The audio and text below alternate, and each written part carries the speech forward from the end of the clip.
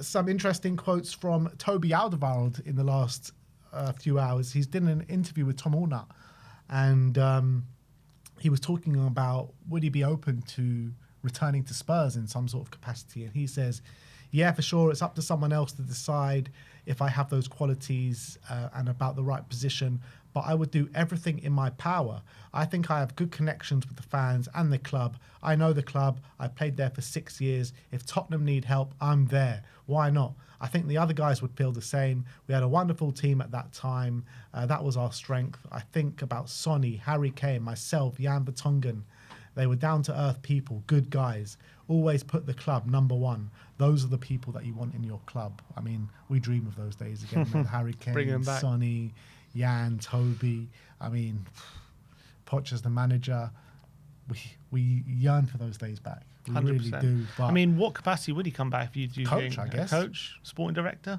Sporting director. Yeah, he could replace I would love Toby back as a coach. I really would. Why not? I mean, it's hard to know how good they are as a coach. He's just retired, so it's kind of like we don't know how good he is. He might be a great coach. You know, some players don't make great coaches and some do.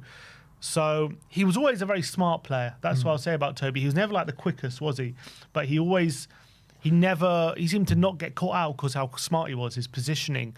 And he's obviously a brilliant passer of the ball. We all knew that about Toby. He was a bit of a class operator when he was at his best. So I always think he used his brain a lot more than maybe other centre-backs did because he had to, because he didn't have those physical qualities maybe that some other did. And so that kind of set him apart a lot. So from that point of view, I think he probably would be. There's a lot of reason to think he could be a good coach and maybe a good coach in the centre-backs, and having those centre-backs that we have been coached under him could be great. Obviously, football's very a bit different now to how it was when he was playing, but like 10 years ago, but for us anyway in the Premier League.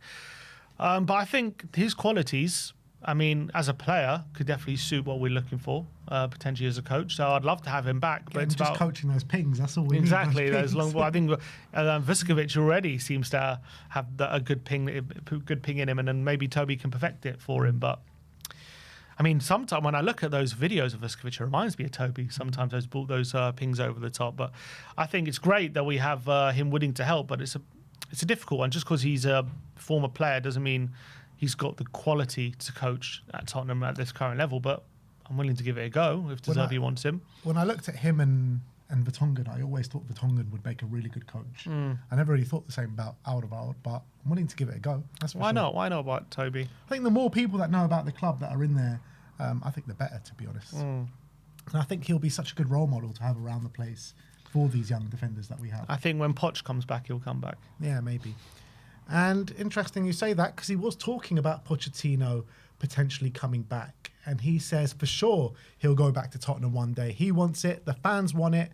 I don't know the board, but I think when the manager and the fans want it, it will happen. He wants to come back and finish his job. Yeah, I'm sure they probably still speak, don't they? Him and Poch, and there's probably talk about one day we'll go back there and get the job done. I think I'm starting to worry whether the time has passed or not, or it's still there. He's such a young coach. He is a young coach. He is a young coach, but he also has to prove that he's adapting. The best coaches constantly adapt and they constantly evolve, and Poch just has to prove he is that still. I'm not saying he's not. I'm just saying it would be interesting to see what his next job is. Let's see how he does in the World Cup. Maybe he'll have another job before Tottenham after that. We'll have to kind of keep an eye on how he does and if he's developing new ideas, because he was quite revolutionary when he first came to Tottenham, but that kind of way of playing and methods, they're not that revolutionary anymore. So can he revolutionise again? That's the question. Pep, the biggest and the most impressive thing about Pep at City is that every year he seems to come up with a slight variations on how he plays and that keeps everyone guessing.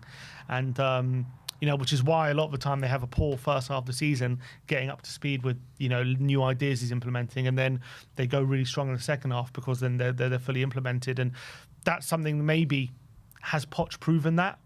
I think that's something we'll have to wait and see. But I would still love him to get another crack at it, and I still do believe in him as a manager and as his footballing ideas. But it's whether, let's say, in 2030 or whatever, he is still amongst like the elite coaches that we want. It's going to be interesting. It's hard to know, isn't it? Because I feel like his choice of clubs have just been so poor. He's got into PSG at a really tough time. As soon as they left, they had this whole big rebuild.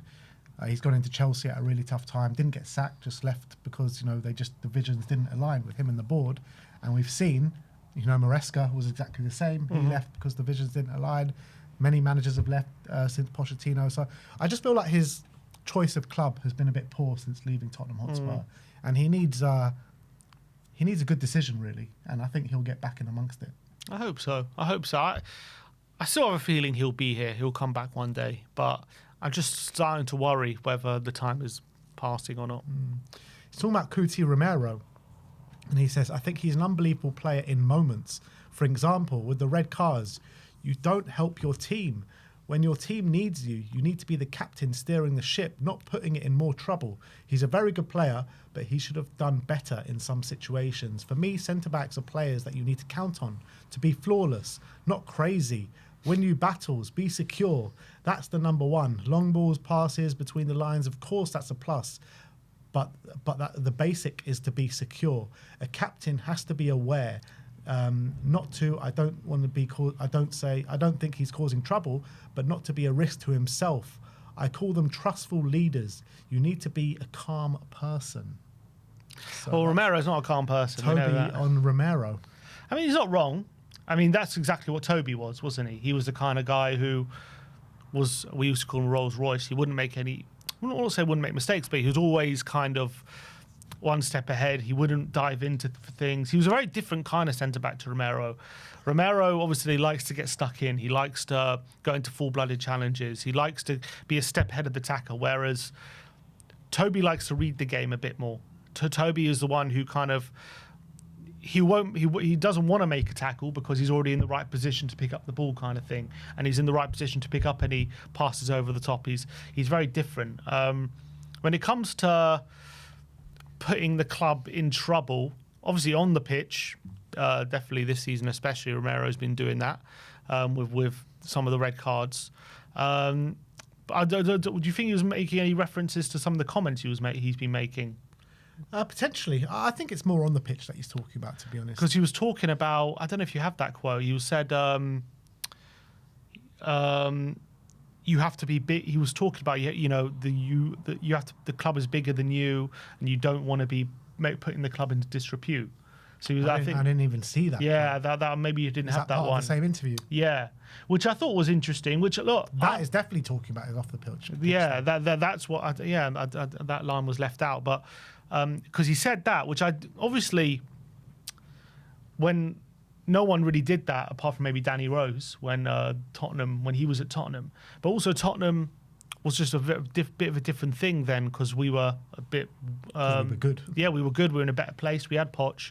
Obviously, when Toby came in, we became a much better team. I wouldn't say there's nothing to be unhappy about because we all still had our disgruntlements even then.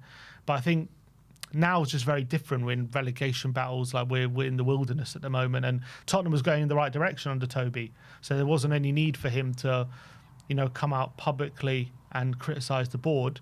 But I also understand, as captain, is it the right thing? I think that's a fair question. I think as fans we like it because it gives a little peek behind the curtain as to how the players are feeling behind the scenes, and I think we also have our frustrations, massive frustrations with the board. So hearing your captain feeling the same way you do about the frustration about the club run can be gratifying in some way. But there definitely is an argument to say, should your club captain be making those statements publicly and causing whirlwinds in the media and stuff like that? Obviously, Liverpool going through something similar at the moment with Salah. He's making these statements, and there's a big argument. Some people don't mind it. Some people saying, "Oh, he shouldn't be putting these grenades in, at this time of the season or whenever, and leaving, and it's disgrace." So people have their different opinions, but I think Toby.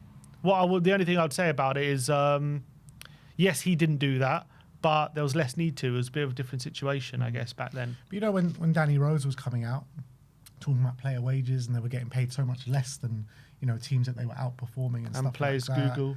googling players. Yeah, that as well. I mean, I have no doubt in my mind that the majority of the dressing room felt like that. Mm-hmm.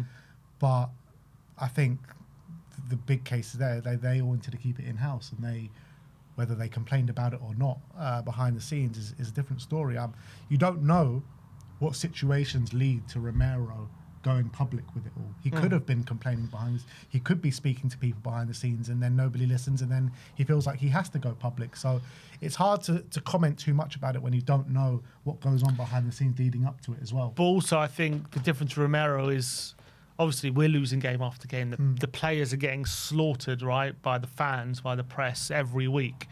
And so maybe he felt like he had to stick up for the players in the dressing room, all that kind of stuff, and, battle against a narrative. Whereas for Toby and them lot, it was different. We saw the players were good. All the fans loved the players. We knew they needed help from more investment and stuff. We all knew that, but we kind of knew they weren't the problem. Whereas here it's kind of the players are constantly being questioned and being called out and said they're not good enough. It's the players' fault, all this kind of stuff. So you kind of felt the need to say something.